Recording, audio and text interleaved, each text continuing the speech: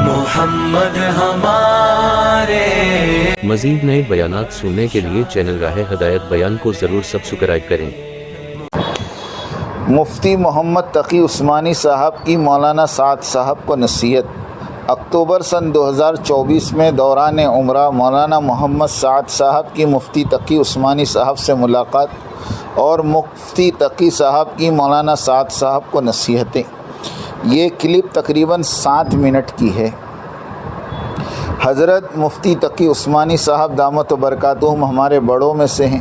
اللہ تعالیٰ ان کا سایہ ہمارے سروں پر تا دیر سلامت رکھے۔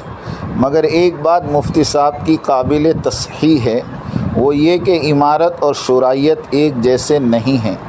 امارت ایک مکمل نظام شریعت ہے اور عمل توقیفی ہے، اور اس پر عمل قرون ثلاثہ کے ادوار میں باضابطہ اور برقرار رہا ہے، اور بعد میں بھی کم و بیش مخلوط انداز میں امارت اور خلافت کا عمل جاری رہا۔ اور سن 1923 میں جب خلافت عثمانیہ اختتام پذیر ہوئی، اسی وقت امارت تبلیغی جماعت کا دور قدرتی طور پر شروع ہو گیا، اور آج تک الحمدللہ جاری و ساری ہے، اور اللہ تعالیٰ اسے قیامت تک جاری رکھے۔ اب رہی یہ بات کہ اس تبلیغی امارت صغریٰ کو تسلیم کیا جائے یا نہیں، تو بات واضح ہے کہ جن علماء نے آج تک تبلیغی کام کو مباح اور مستحب سے زیادہ اہمیت کا درجہ نہ دیا ہو، وہ اس تبلیغی امارت اور امیر کو کیا خاطر میں لائیں گے۔ رہی بات پاکستانی عالمی شورا کی، تو یہ اسلام دشمنوں کی سازش کا کامیاب نتیجہ ہے، جنہوں نے اپنے معمول کے مطابق تبلیغ ہی کے چند ضمیر فروش لوگوں کو خرید کر مرکز نظام الدین کو اجاڑنے کے لیے لگا دیا، اور بڑی بڑی رقم ہدایہ اور تبرعات کی شکل میں خوب لٹایا۔ مدارس اور علماء اور ذی اثر لوگوں کو استعمال کیا، اور سب سے اہم کڑی یعنی مولانا سعد صاحب کی تقاریر کے ٹکڑے ٹکڑے بنا کر مفتیان کرام سے فتوے اکٹھے کیے، اور مولانا سعد صاحب کو متنازع شخصیت بنانے کی کوشش کی گئی، تاکہ تبلیغی عوام مولانا سعد صاحب کا ساتھ چھوڑ دیں اور مرکز ویران ہو جائے، اور تھوڑے دن مولانا دیولہ اور مولانا لاٹ صاحب اپنی شورائیت کو چلا لیں، اور پھر آہستہ آہستہ مرکز کھنڈر میں تبدیل ہو جائیں۔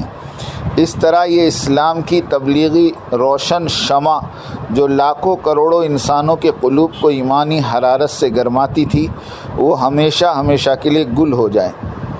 اس فتنہ خبیثہ پاکستانی عالمی شورا کا شکار ہونے سے شاید ہی کوئی عالم اور مفتی اور شیخ نے بچا ہو، سوائے چند اللہ والوں کے۔ ان میں سے مولانا سلیم اللہ خان صاحب، مولانا محمد احمد صاحب بھاولپور، مفتی محمد نعیم صاحب بنوری ٹاؤن، مولانا کریم بخش صاحب ملتان، رحمہم اللہ علیہم اجمعین۔ عالمی شورا کا منشور، عالمی شورا کا کوئی امیر نہیں ہوگا۔